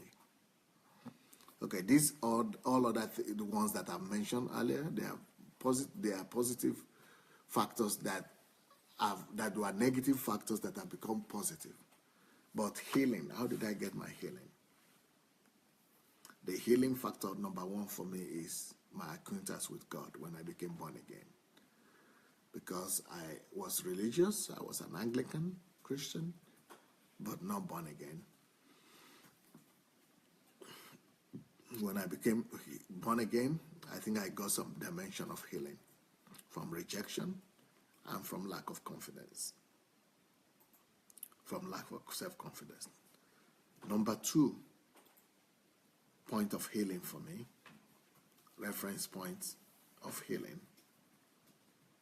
is the Word of God.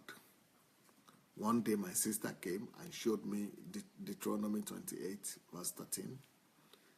And she read the whole thing from verse 1 and verse 13.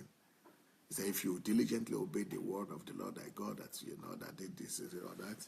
So if you obey the word of the Lord the word thy God, he said you will be the head and not the tail. You will be first and not last. She talked to me strongly, so much that I believed it. The word of God became my healing. I believed in it. It became my fortress, my confidence, my anchor. So I began to believe that I could become the head. I could become the first. The word of God is another healing point for me. God, faith in God, because I got a father. I belong. I got self-worth. Number two, the word of God. That said, I could become everything I want to become. I could be at the best. It gave me confidence. I have a basis. The word of God became my basis for self-confidence. And all of us could still use that today. Our faith in God, we should adopt it, adapt it, and use it to become our factor of confidence, self-confidence. The word of God we should use as a means to build self-confidence in us, because you have something to stand on.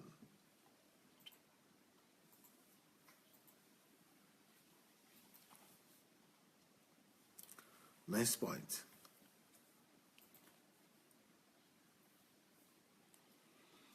Another point of healing for me was when I discovered that geniuses are not born.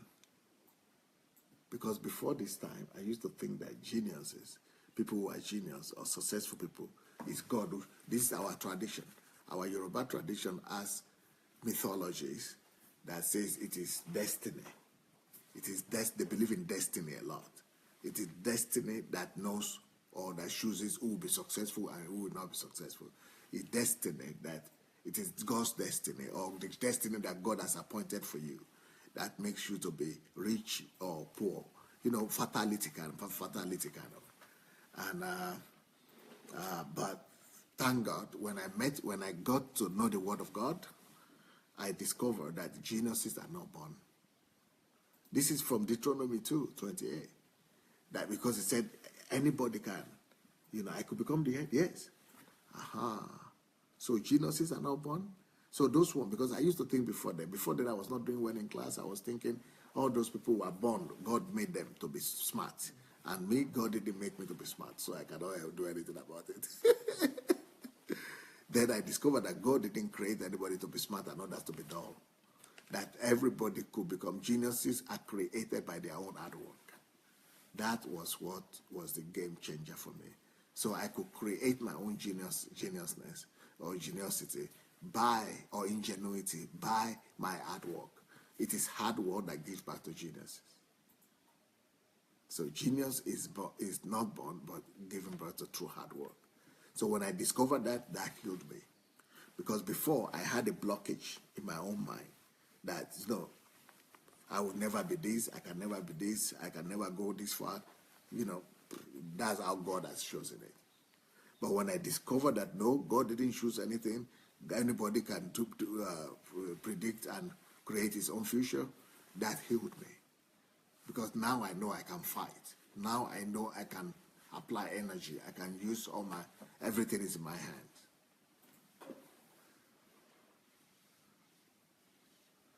So that is another thing that God used to, another thing that God used to heal me. Next point of reference for my healing is the fact that it is possible for anybody to become whoever he wants to be. That is also thanks to the Bible. My sister also showed me that Deuteronomy, and I just understood that. So it means everybody can just become anybody. He said, yes. I asked my sister that question. So what do I need to do? Just walk out. That's the only thing. Then it means we all have equal standing. I never knew that we all had equal standing before. I used to think that if you are born in the rich family, then you have a better standing. If you are, born abroad, then you have a better standing. If you are white or European, you have a better standing. I used to think like that.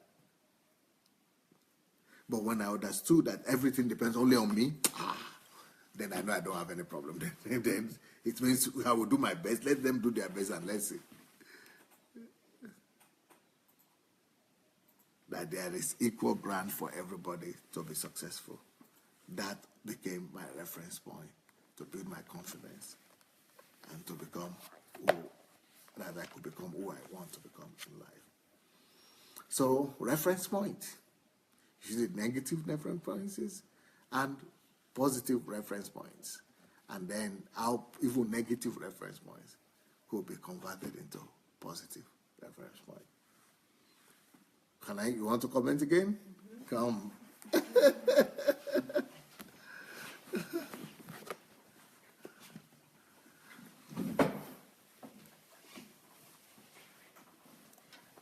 Hello again. Well, the first thought that I want to share is that I think this kind of analysis, deep analysis, is not possible without analytical thinking. So the fact that we had analytical thinking as a topic that we were learning before is very important, because otherwise it's not possible to analyze that deep, this thing. And the reason you were able to find the positive things in negative facts in your life and experiences is analytical thinking. Yep. So it's but I used to think that everybody had analytical thinking, because I used to think like this for a long time. Yeah. Since 19. Since 19. Mm-hmm. Yeah. So. And I thought everybody used to think like that. Yeah. Well, I think that women, they tend to analyze themselves that much, but the problem with women is that they are mostly, they don't have logical, development of their thoughts logical, and they are lost in this analysis. So if they would be doing, women would be using this strength that they have, to analyze themselves. But they also think about negative.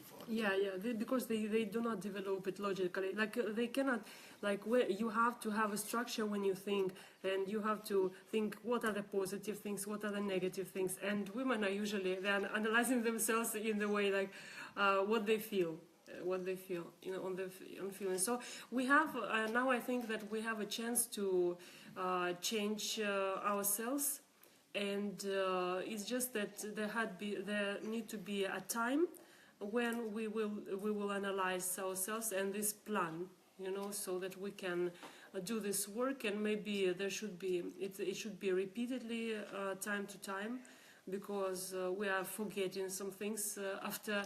And if we don't become living these things, if we don't start living these things, we are forgetting them.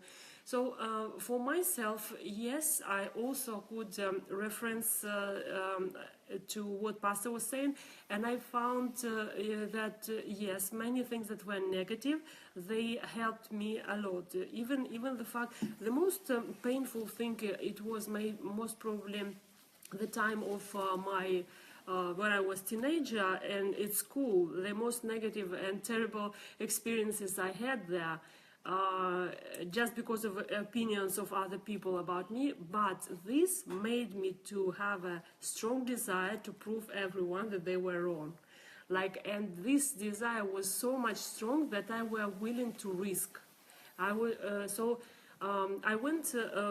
to work abroad when I was 19 years old, when it was not an easy thing. Even to make a passport was not an easy thing. But I wanted so much to prove everyone that they were wrong, that I were willing to risk at that time. And I took risks because no one could give guarantees to me at that time that I'm going into good place and what they promise it will happen. So I believe that it played a role, but I can only see it now, because I thought that maybe it was a good luck to me, but maybe not.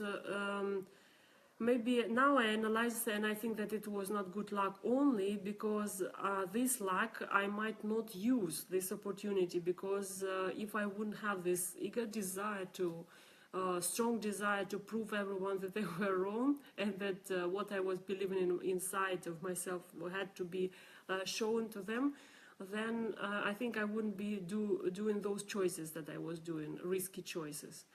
And I think this played a lot.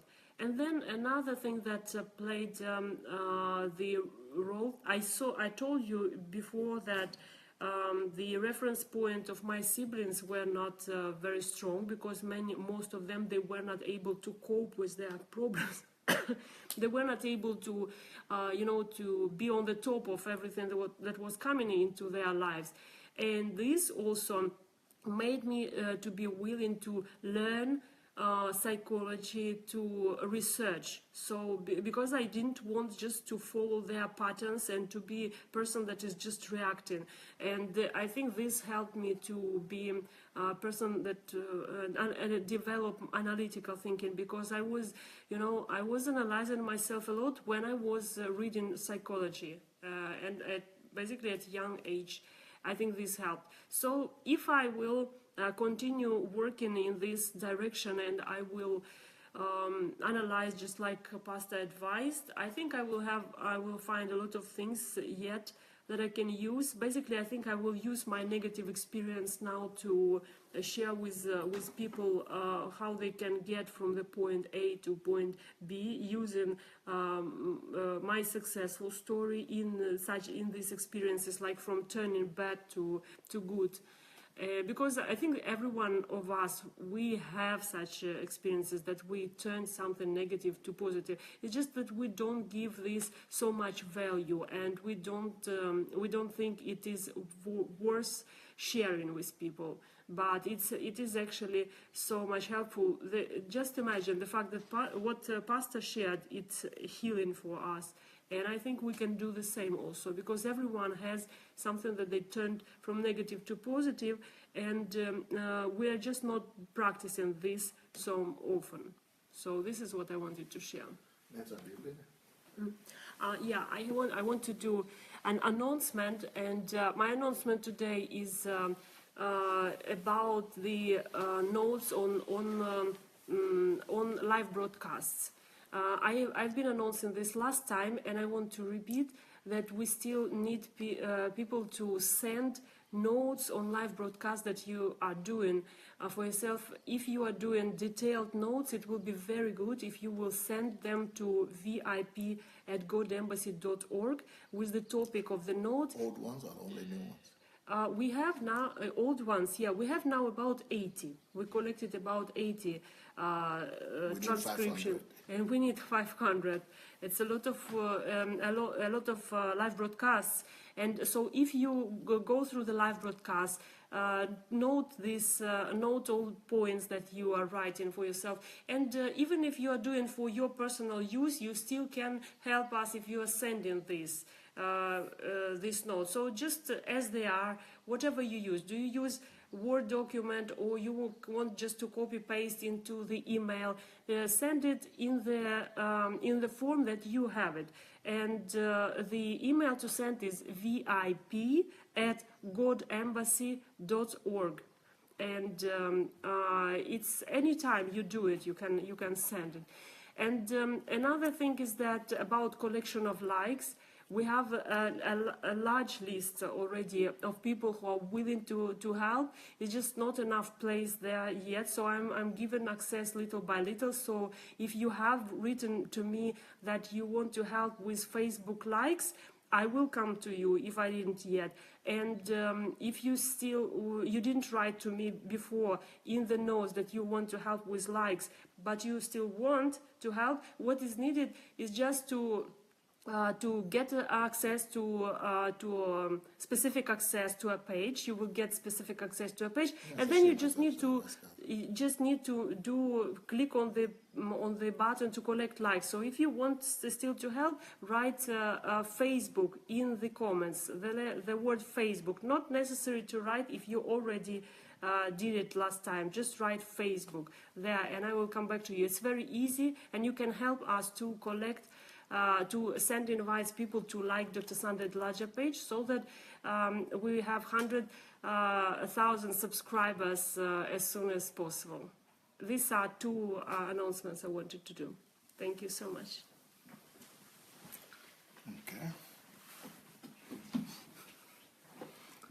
Okay, everybody. It's been nice to be with you guys, and I hope you've been blessed by my story and by this teaching. Next Saturday, we're going to continue to teach on that. But today, yesterday we started a marathon of DSA birthday. So we are doing every day two Facebook live programs to commemorate Pastor Sunday's birthday. So at 7 o'clock, we are going to have another live broadcast at 7 with Pastor Sunday with the Russians. So he's going to be the Russian. It's going to be Pastor. It's going to be Olena. I think that she's going to speak today. But we're going to have a testimony today, and then at 9 o'clock, that's our time. We're going to have another one. So in the next 4 hours or 3.5 hours, we're having one. And then in the next one, we are going to have another one. So thank you so much for your time. And it's time for us to go now. We'll see you tonight in the next 4 hours. Blessings. Bye.